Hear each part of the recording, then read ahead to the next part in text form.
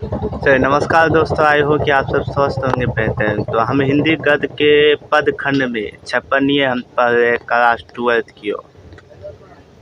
तो class 12th में आप सबका स्वागत है और ये 4 अध्याय की ओर हम चल रही है। मेरा नाम है SBC सर में।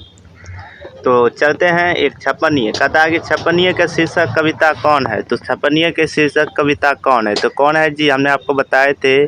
तो नाभादास। तो हमारे छपनिए जो रेखा लिखा है नाभादास, कौन नाभादास। कहता है नाभादास की कौन सी रचना है, तो कौन सी रचना है, छपनिए है। कौन सी, छपनिए। नेक्स्ट है कि नाभादास किस धारा के कवि थे, किस धारा के कवि थे।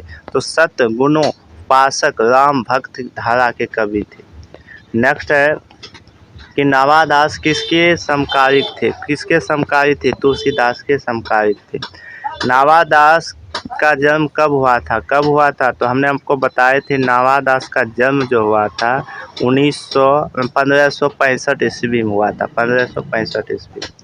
नेक्स्ट है, नहीं सॉरी, तो यहाँ 1570 के बीच में बताया जा रहा है। तो 1570 किसकी कविता सुनकर नाभादास सिर झुक लेते हैं। तो किसकी कविता, तो हम जानते हैं कि सूरदास की जो कविता सुनकर नाभादास उसके पीछे सिर झुका देते हैं। तो कौन सी रचना जो है नाभादास की है, तो हमने बताए थे नाभादास भक्त काल के कवि थे, मतलब भक्त काल उसकी रचना।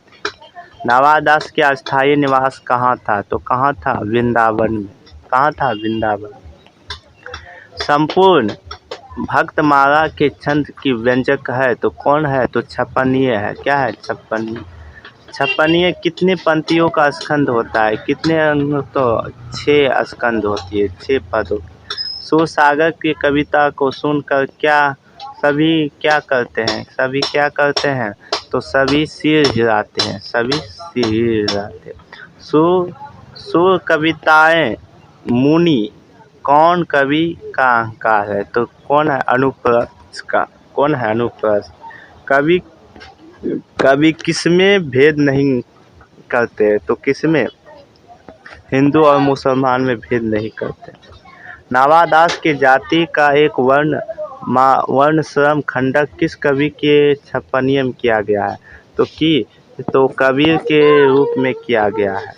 आगा है नाभादास की उदय साहित्य किस काल के है, तो किस काल के है, तो भक्ति काल के। कहता है सबके हित वचन कौन कहता है इस पाठ के अनुसार, तो सबके हित जो है वचन वो कबीर कहता है। कौन, कबीर। कहता है कहानी का अर्थ क्या होता है, तो कहानी का अर्थ होता है विश्वास या प्रतीति। आगा कहता है कि नाभादास की दीक्षा गुरु है, कौन है, तो स्वामी अर्घदास अर्घअरी। भक्तमाली रचिता है, तो भक्तमाली कौन है, नाभादास। कौन है, नाभादास।